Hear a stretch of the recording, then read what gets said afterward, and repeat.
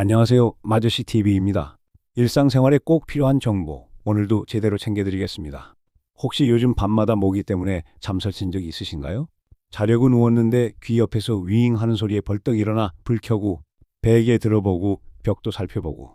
그런데 그 모기 그냥 잠을 방해하는 게 문제가 아닙니다. 건강, 그중에서도 생명을 위협하는 문제가 될 수도 있다는 사실 알고 계셨나요? 2025년 6월 대한민국 일부 지역에 말라리아 주의보가 내려졌습니다.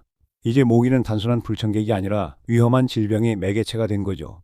질병관리청에 따르면 서울, 인천, 경기, 강원 지역의 총 49개 시, 군구에 말라리아 매개모기인 얼룩날개모기의 개체수가 급증했습니다. 그리고 마침내 공식적인 주의보가 발령된 겁니다.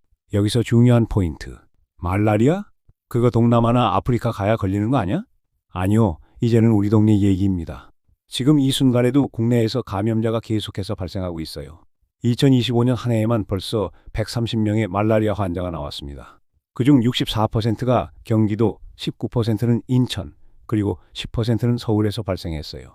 그 말인즉 여러분이 자주 가시는 공원, 마트, 시장, 등산로, 그곳이 말라리아 위험지대일 수 있다는 얘기입니다. 이번 주의보 발령의 핵심 지표가 된 게 바로 모기지수라는 건데요. 이건 쉽게 말해서 하루 평균 모기 채집기 한 대당 몇 마리의 모기가 잡혔느냐를 수치로 나타낸 겁니다. 0.5마리 이상이 기준인데 지금은 철원군 0.9, 파주시 0.8, 화천군 0.6을 기록하면서 기준선을 훌쩍 넘어섰습니다. 특히 지금은 장마철로 접어드는 시기라 모기에게는 최적의 번식 환경입니다. 베란다 화분 및 마당에 고인 물, 뚜껑 열려있는 통 하나까지도 모기에겐 산후조리원이 되는 셈이죠. 중요한 건 이 모든 일이 지금 우리 눈앞에서 벌어지고 있다는 것입니다. 멀고도 생소한 열대병이 아니라 바로 우리 옆집, 우리 동네, 우리 아이가 다니는 학교 근처에서 일어날 수 있는 일이라는 점. 여러분도 더 이상 남의 일이라고 넘길 수 없는 상황이라는 겁니다.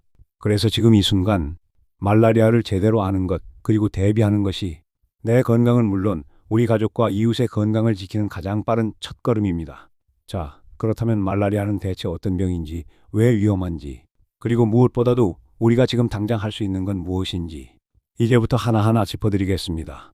잠깐의 시청이 평생의 건강을 지킬 수 있습니다. 자, 그럼 이제 본격적으로 말라리아 도대체 어떤 병인지, 왜 우리가 경계해야 하는지를 알아볼 시간입니다. 말라리아는 흔히 열대병이라고 알려져 있죠. 하지만 단순히 더운 나라에서만 생기는 병으로 생각하시면 안 됩니다. 이 병의 핵심은 얼룩날개모기, 바로 이 모기 한 마리에서 시작됩니다.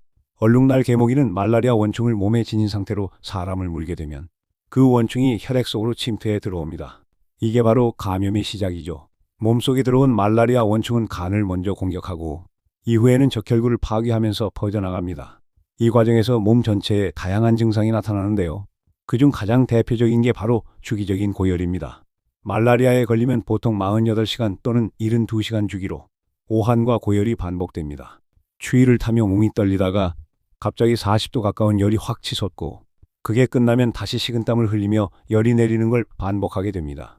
처음엔 단순한 감기인가 싶지만 시간이 지날수록 두통, 피로, 근육통, 구토, 설사, 식욕부진까지 동반됩니다. 하지만 이 증상들이 일반적인 여름철 몸살과 비슷하다 보니 많은 분들이 초기에 병원을 찾지 않고 그냥 참는 경우가 많아요. 그런데 이게 위험한 겁니다. 초기 치료 시기를 놓치게 되면 말라리아 원충이 더 많이 퍼지고 결국은 간, 신장, 뇌 같은 주요 장기 기능에도 영향을 줄 수 있습니다. 특히 65세 이상 고령자, 그리고 기저질환이 있거나 면역력이 약한 분들은 단순 감기처럼 가볍게 넘겼다가 상태가 급격히 악화될 수 있어요. 말라리아는 한 번 앓고 끝나는 병도 아닙니다. 재발 가능성이 매우 높은 질환입니다. 몸속에 남아있던 원충이 몇 달 혹은 몇 년 후 다시 활동을 시작하면 또다시 고열과 오한을 겪을 수 있습니다. 그리고 또 하나 놓치기 쉬운 사실. 말라리아는 단지 본인만 아프고 끝나는 병이 아닙니다. 감염자가 많아질수록 그 지역 전체에 퍼질 가능성도 함께 커지기 때문에 개인의 건강 문제를 넘어 공공의 문제가 되기도 합니다. 말라리아 감염자 중 상당수는 처음에는 그냥 컨디션이 안 좋아서 더위 먹은 줄 알고 며칠 쉬면 괜찮겠지 하며 병원을 찾지 않다가 결국 응급실을 찾게 되는 경우도 많습니다. 특히 지금처럼 여름이 시작되고 야외 활동이 많아지는 시기에는 등산, 캠핑, 낚시 같은 활동을 하면서 무심코 모기에게 물리는 경우가 많아지죠. 군인, 농업 종사자, 건설 현장 근로자, 그리고 방학 중 외부 활동이 많은 학생들도 모두 말라리아 고위험군입니다. 자, 여기까지 들으셨다면 이제 확실히 느껴지시죠? 말라리아 절대 가볍게 볼 병이 아닙니다. 그렇다면 이 위험한 병으로부터 우리를 어떻게 지킬 수 있을까? 지금부터는 가장 중요한 이야기, 말라리아 예방법에 대해 자세히 알려드리겠습니다. 영상 계속 집중해서 봐주세요. 건강을 지키는 건 지금 이 순간의 실천에서 시작됩니다. 자, 지금부터는 말라리아 예방법, 쉽고 실천 가능한 6가지 방법을 차근차근 알려드릴게요. 모기에 안 물리는 것, 그게 최고의 말라리아 예방법입니다. 생각보다 어렵지 않습니다. 하지만 아는 것과 실천하는 건 다르죠. 이제부터 하나씩 꼭 체크해 보세요. 첫 번째, 야간 외출을 피하세요. 모기는 해질 무렵부터 새벽 사이 가장 활발하게 움직입니다. 이 시간대에는 가능하면 외출을 줄이고 부득이하게 외출해야 한다면 반드시 긴 옷, 밝은색 계열의 옷을 착용해 피부 노출을 최소화해야 합니다. 팔, 다리, 목, 발목, 손목 이런 부위는 노출되기 쉬우니 꼭 신경 써야 해요. 두 번째, 모기 기피제를 꼭 사용하세요. 요즘은 스프레이형, 패치형, 팔찌형까지 다양하게 나와 있습니다. 외출 전 한 번만 뿌리고 끝?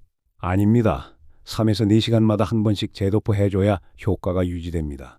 특히 손목, 발목, 귀 뒤, 목덜미처럼 모기가 잘 물 수 있는 부위는 더 꼼꼼히 챙겨야 해요. 기피제를 옷 위에 뿌려도 되고 피부에 직접 바르는 제품은 알러지, 반응이 없는지도 미리 테스트해 보는 게 좋습니다. 세 번째, 집안 방충 대책을 점검하세요. 생각보다 많은 분들이 방충망이 찢어졌거나 헐거워졌는데도 그대로 두세요. 모기는 정말 작은 틈도 놓치지 않습니다. 방충망 점검은 물론 필요시 교체하거나 방충망 보수 테이프로 보완하세요. 그리고 가장 확실한 방법, 모기장입니다. 여름밤 선풍기와 함께 펼친 모기장 속은 가장 안전한 공간이 될 수 있어요. 네 번째, 실내외 물 고임 제거는 필수입니다. 모기의 유충 어디서 생기는지 아세요? 바로 우리가 무심코 지나치는 물 고인 곳에서 시작됩니다. 화분 밑받침, 베란다 구석, 마당 바가지, 비 맞은 고무장갑, 버려진 페트병 속 고인 빗물, 이런 데서 유충이 자라고 있다는 사실, 정말 소름 끼치죠. 일주일에 한 번만이라도 주변을 점검하고 모든 고인물을 없애는 습관 꼭 들이세요. 다섯 번째, 지역보건소 방역 정보 확인과 협조입니다. 각 지자체는 정기적으로 모기 방제 작업을 진행하고 있어요. 차에서 연기 나오면서 도로를 지나가는 방역 차량 보신 적 있죠? 그때는 되도록 창문을 닫고 외출은 삼가는 것이 좋습니다. 방제 시간과 구간을 보건소 홈페이지나 지역 커뮤니티에서 확인해 보시고 필요하면 주민센터에 방역 요청도 가능하다는 점 기억해 두세요. 여섯 번째, 이상 증상 발생 시 곧바로 병원 진료. 특히 야외 활동 후 고열, 오한, 두통, 근육통이 생긴다면 덥고 피곤해서 그런가? 하고 넘기지 마시고 즉시 의료기관 방문, 그리고 혈액검사 요청까지 이어져야 합니다. 37.5도 이상의 열이 하루 이상 지속되면 그냥 참지 마세요. 말라리아는 초기에 잡는 게 가장 중요합니다. 이 6가지, 크게 보면 평범하지만 하나라도 빠뜨리면 말라리아 위험에 그대로 노출될 수 있습니다.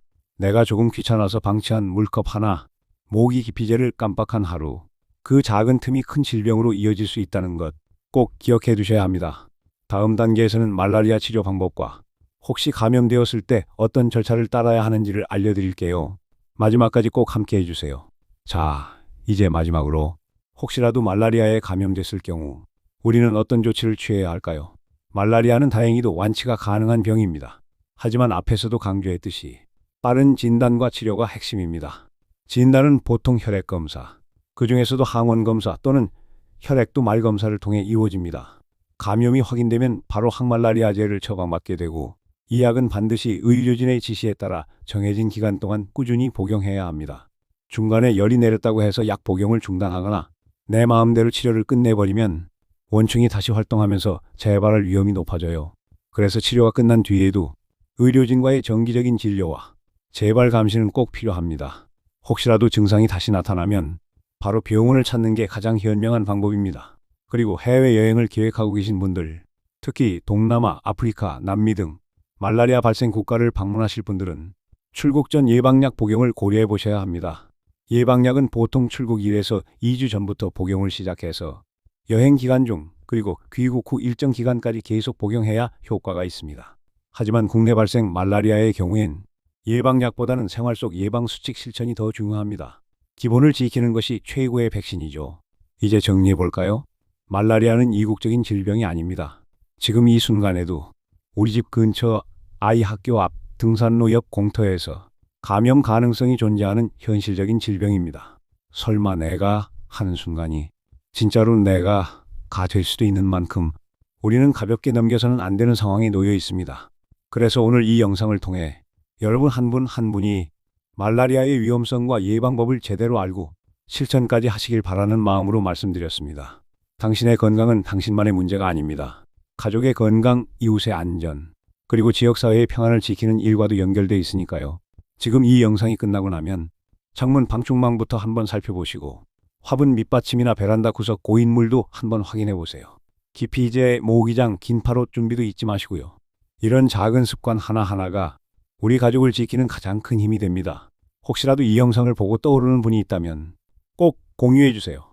말라리아 위험 지역에 사시는 부모님, 지인, 이웃들에게도 이 정보를 알려주는 것이 그분들을 위한 작은 배려가 될 수 있습니다. 마저씨 TV는 앞으로도 여러분께 꼭 필요한 건강정보, 생활 속 꿀팁들을 하나하나 챙겨드리겠습니다. 오늘 영상이 도움이 되셨다면 좋아요와 구독 잊지 말아주시고요. 여러분의 소중한 일상과 건강을 지키는데 함께 걷는 채널이 되겠습니다. 다음에도 더 알찬 정보로 찾아뵙겠습니다. 감사합니다.